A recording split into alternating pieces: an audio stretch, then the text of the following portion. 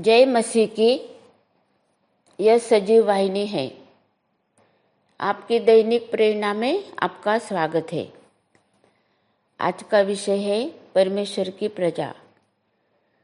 परमेश्वर की प्रजा परमेश्वर ने अपने लिए चुनी हुई है। परमेश्वर ने मनुष्य को उसके प्रतिरूप का बनाया और ये समस्त पृथ्वी, ये सब जो भी कुछ है इसमें, वो सब कुछ परमेश्वर का है। अब जब उसकी आराधना हम स्तुति करते हैं, तब हमें परमेश्वर की महानता को हम याद करते और उसने कितने बड़े बड़े काम करे हैं। उसने हमें अद्भुत रीति से बनाया। ये सुंदर सृष्टि परमेश्वर ने बनाई। ये सब तारांगन और जो आकाश मंडल है, उसमें जो कुछ है, सब कुछ परमेश्वर का है। आइए हम उसकी आराधना करें, उसकी स्तुति करें। हम लोग वचन में से पढ़ेंगे व्यवस्था विवरण 4 अध्याय और 31 वचन। क्योंकि तेरा परमेश्वर यहोवा दयालु ईश्वर है, वह तुमको न तो छोड़ेगा और न नष्ट करेगा, और जो वाचा उसने तेरे पितरों से शपथ खाकर बांधी है, उसको नहीं भूलेगा। परमेश्वर उसके लोगों के साथ में एक वाचा बांधता है। हरदम एक वाचा परमेश्वर ने हमारे साथ में बांधी हुई है। आज हमारे साथ में जो वाचा बांधी है परमेश्वर ने, वो उसके लहू की वाचा है। लहू की वाचा है और उसके पुत्र यीशु मसीह का लहू हमारे लिए वाचा है। बिना लहू बहाए पापों की क्षमा नहीं होती है। इसलिए हमारे पापों की क्षमा होने के लिए प्रभु यीशु मसीह ने अपना लहू बहाया है, हमारे लिए प्रायश्चित करा है। हमारा प्रायश्चित प्रभु यीशु मसीह ने पूरा करा है। हमारा जो संबंध टूटा हुआ था परमेश्वर पिता से, जो हम दूर थे, उसने हमें परमेश्वर से मिलाया है उसके लहू के द्वारा। वो जो वाचा है उसकी, वो लहू की वाचा है, वो उसने हमारे साथ में बांधी हुई है।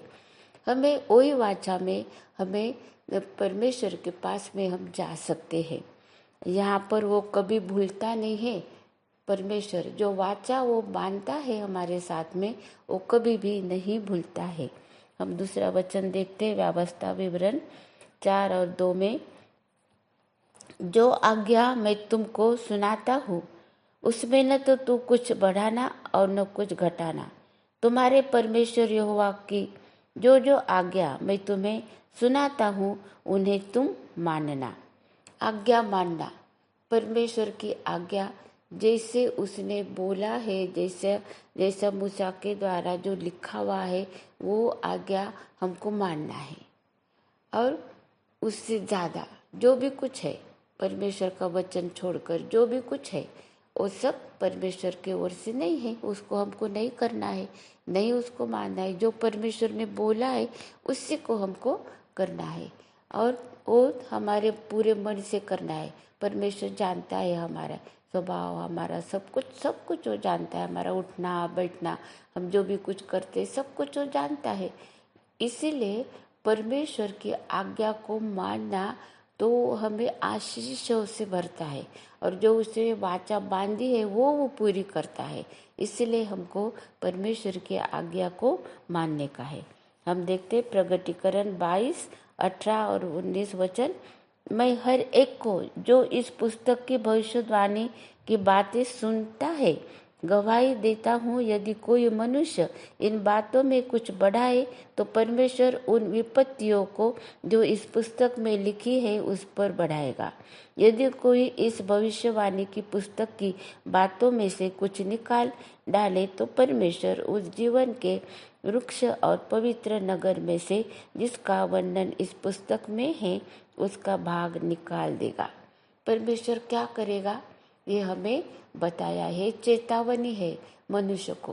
क्योंकि मनुष्य अपने बहुत से बातें मनुष्य के दिल में, दिमाग में आती है, और वो नए नए बातें वो करते हैं। मनुष्य अपने नियम भी बना सकता है और बनाते हैं, और फिर उसके अनुसार वो परमेश्वर की सेवा करना चाहते हैं। मनुष्य के नियम, मनुष्य के नियम के अनुसार हम परमेश्वर की सेवा हम करना चाहते हैं, लेकिन परमेश्वर के जो नियम है उसी के अनुसार हम परमेश्वर की सेवा करेंगे तो हमें आशीष मिलती है। हम देखते व्यवस्था विवरण में लिखा है 4 अध्याय और 20 वचन हम लोग देख रहे हैं। हम 4 अध्याय में बहुत सी बातें हमारे लिए लिखी है, हमने वो देखी। अभी और एक बात हम लोग पढ़ते हैं हम व्यवस्था विवरण 4 अध्याय 20 वचन में, और तुमको यहोवा लोहे के भट्टी सरीखे मिस्र देश से निकाल ले आया है, इसलिए कि तुम उसका प्रजा रूपी निज भाग ठहरो, जैसा आज प्रकट है। परमेश्वर ने लोहे के भट्टी सरीखे मिस्र देश, कैसा था ना वो मिस्र देश। उन लोग इब्री लोग वहाँ पर थे और कितने परेशानी में थे वो लोग, उनको कोई भी नहीं छुड़ा सकता था, कोई भी नहीं, ऐसे परिस्थिति में थे वो। लेकिन उन लोगों ने प्रार्थना करी, बहुत रोया, परमेश्वर के पास में प्रार्थना करी। परमेश्वर ने देखा उनके दुख को, उन लोगों का जो कराना है, जो रोना है, जो उनके ऊपर जो भी कुछ आपत्ति आई है, जब हमारे भी जीवन में जब हम ऐसे संकट में रहते, हम लोग प्रार्थना करते हैं परमेश्वर के पास में, वो हमें उससे छुड़ाता है, क्योंकि वो दयालु परमेश्वर है। उसके प्रजा को परमेश्वर ने छुड़ाया है मिस्र देश से।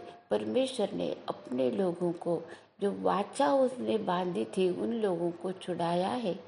वो परमेश्वर आज आपके लिए और मेरे लिए भी वही काम करने के लिए सामर्थ्य परमेश्वर है। और सामर्थ्य परमेश्वर हरदम अब अपना सामर्थ्य प्रकट करता है हमारे जीवन में, उसकी महिमा के लिए। हम लोग देखते हैं निर्गमन 19 और 5 वचन में, इसलिए अब यदि तुम निश्चय मेरी मानोगे और मेरी वाचा का पालन करोगे, तो सब लोगों में से तुम ही मेरा निज धन ठहरोगे। समस्त पृथ्वी तो मेरी ही है। परमेश्वर की समस्त पृथ्वी में से जो परमेश्वर की है, उसमें से उसने इजराइल लोगों को, यहूदी लोगों को उसने अपना निज धन होने के लिए उसने चुन लिया है। परमेश्वर ने चुन लिया है उनको, और जो हम उस पर विश्वास करते हैं, उसकी आज्ञा का पालन करते हैं। और उसकी ये आज्ञा है कि देखो, परमेश्वर ने जगत से ऐसा प्रेम किया कि उसने अपना एकलौता पुत्र दे दिया। जो कोई उस पर विश्वास लाए और उसको अनंत जीवन है और उसका नाश नहीं होगा। इससे परमेश्वर का ये वचन हमारे लिए है। हमें वो जो वचन है उसका, वो जो उसकी आज्ञा है, वो हर एक मनुष्य के लिए है। सब मनुष्य को वो मानना है। अगर हम उसको मानते हैं तो हमें अनंत जीवन, परमेश्वर हमें उसने चुन लिया है धरती में से, उसके आशीष है हमारे ऊपर उंडेल देगा। क्योंकि उसके नियम के अनुसार और उसके वचन के अनुसार ही हमको करना पड़ेगा। अभी हम लोग देखते हैं व्यवस्था विवरण 7वां अध्याय और 6 वचन, क्योंकि तू अपने परमेश्वर यहोवा की पवित्र प्रजा है। यहोवा ने पृथ्वी भर के सब देशों के लोगों में से तुमको चुन लिया है कि तुम उसकी प्रजा और निज धन ठहरे। ये परमेश्वर का चुनाव है। ये परमेश्वर ने चुन लिया है अपनी प्रजा बनने के लिए। परमेश्वर ने हम मनुष्य को चुना है, अलग किया है उसकी अपनी प्रजा बनने के लिए। हम देखते हैं तीतुस 2 अध्याय और दूसरा अध्याय 14 वचन, जिसने अपने आप को हमारे लिए दे दिया कि हमें हर प्रकार के अधर्म से छुड़ा ले और शुद्ध करके अपने लिए एक ऐसी जाति बना ले जो भले भले कामों में सरगर्म हो। ये परमेश्वर ने भले काम करने के लिए उसके लोगों को चुना है, जो भले काम करता है। हमें भले काम करना है, अच्छे काम करना है। परमेश्वर उनको चुनता है। कैसे चुनता है परमेश्वर? जो दयालु है उनके ऊपर दया की जाएगी। परमेश्वर हमारे ऊपर दया करे, इसलिए हम दयालु रहना बहुत जरूरी है। परमेश्वर ने बोला जो प्यासे हैं वो तृप्त किए जाएंगे। परमेश्वर हमको तृप्त करेगा। उसके पास में जीवन जल, जो जीवन का जो जल है वो उसके पास है, उससे हम तृप्त होंगे। लेकिन हम प्यासा होना चाहिए परमेश्वर के लिए। परमेश्वर को हमको ढूंढना चाहिए। परमेश्वर को मिलने की हमें चाहत चाहिए, इच्छा चाहिए। तब परमेश्वर हमारी इच्छा को पूरी करता है। उसके अनुसार, उसके नियम के अनुसार अगर हम लोग काम करते हैं, उसको ढूंढते हैं, विश्वास से हमारा जीवन हम लोग बिताते हैं, तो परमेश्वर हमारे लिए अद्भुत चमत्कार करता है। हम देखते हैं पहले पतरस 2 अध्याय 9 वचन, पर तुम एक चुना हुआ वंश और राजपदधारी याजकों का समाज और पवित्र लोग और परमेश्वर की निज प्रजा हो, इसलिए कि जिसने तुम्हें अंधकार में से अपनी अद्भुत ज्योति में बुलाया है, उसके गुण प्रकट करो। हमें परमेश्वर के गुण प्रकट करने के लिए हमें प्रकाश में आना पड़ेगा। प्रकाश में ही सब कुछ दिखता है। परमेश्वर के गुण भी उसी की ज्योति में दिखते हैं। हमारे जीवन में जब परमेश्वर का जब प्रकाश जब आता है, उसकी ज्योति जब हमारे हृदय में चमकती है, तब वो हमारे जीवन का पूरा परमेश्वर अधिकारी होता है। वो हमारे जीवन का स्वामी राजा है। वो हमें चलाता है। और परमेश्वर के गुण जो है वो प्रकाश लाने वाले हैं। उसके गुणों की हमें ज़रूरत है, क्योंकि मनुष्य जो परमेश्वर से अगर जब दूर है, जब हमारे जीवन में यीशु नहीं है, तब हमारे जीवन में अंधकार है। अंधकार की संतान है हम। और अंधकार जो है वो परमेश्वर की स्तुति, परमेश्वर की महिमा, परमेश्वर के गुण प्रकट नहीं कर सकते। जो भले काम है वो हम अंधकार के शक्ति के अंदर, अंधकार में रह के हम नहीं कर सकते हैं, क्योंकि भला जो है वो परमेश्वर है और भले काम जो करते हैं वो भी भले हैं। परमेश्वर के लिए हम भले काम करना चाहिए, दिखाई देगा, क्योंकि वो परमेश्वर करेगा हमारे जीवन में भले काम। कोई भी मनुष्य अपने आप में अपनी धार्मिकता, अपनी स्वयं का जो भी कुछ करने की जो पावर है, शक्ति है, वो हमारे मनुष्य में नहीं है। वो सब कुछ हमें परमेश्वर देता है, यीशु देता है। यीशु के ही प्रेम में हम लोग सब कुछ कर सकते हैं। आइए हम धन्यवाद देते हैं प्रभु यीशु मसीह के वाचा के लिए, जो उसने बांधी है वो उसको पूरा करेगा। अगर हम यीशु के नाम से हम पुकारते हैं, यीशु के लहू का जो बाड़ा है जो हम बना देते हैं, हम यीशु के लहू के द्वारा हम लोग हमारे सारे अधर्म, पाप को, हमारे हृदय को हम लोग वो धो देता है। हम उसके जब चरणों पर आते हैं, हम उसको प्रार्थना करते हैं, विनती करते हैं, वो हमारे दिल को, हमारे विचारों को बदलता है, हमारे जीवन को वो बदल देता है, हमें नई सृष्टि बनाता है, हमें वो अपनी प्रजा में हमें वो शामिल करता है।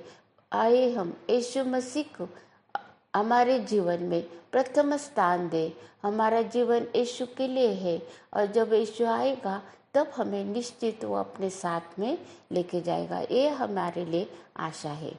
यीशु की शांति आपके और मेरे हृदय में राज्य करे। हम प्रार्थना करते हैं। हमारे जीवित और प्रेमी प्रभु, हम तुझे धन्यवाद देते ये नए दिन के लिए हम तुझे धन्यवाद देते हैं। जब हमें नए दिन की शुरुआत करते प्रभु जी, हम भले काम करने की सोचे, हम प्रभु हम तेरे सन्मुख आने के लिए सोचे।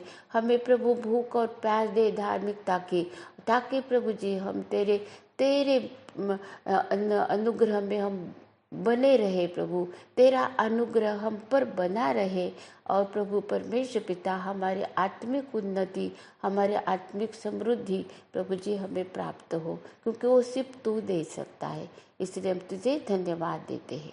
आमीन। अब प्रभु यीशु मसीह का अनुग्रह और परमेश्वर का प्रेम और पवित्र आत्मा की सहभागिता हम सबके साथ और समस्त विश्व में विश्वासियों के साथ में आज से लेकर अनंत अनंत तक होती रहे। आमीन।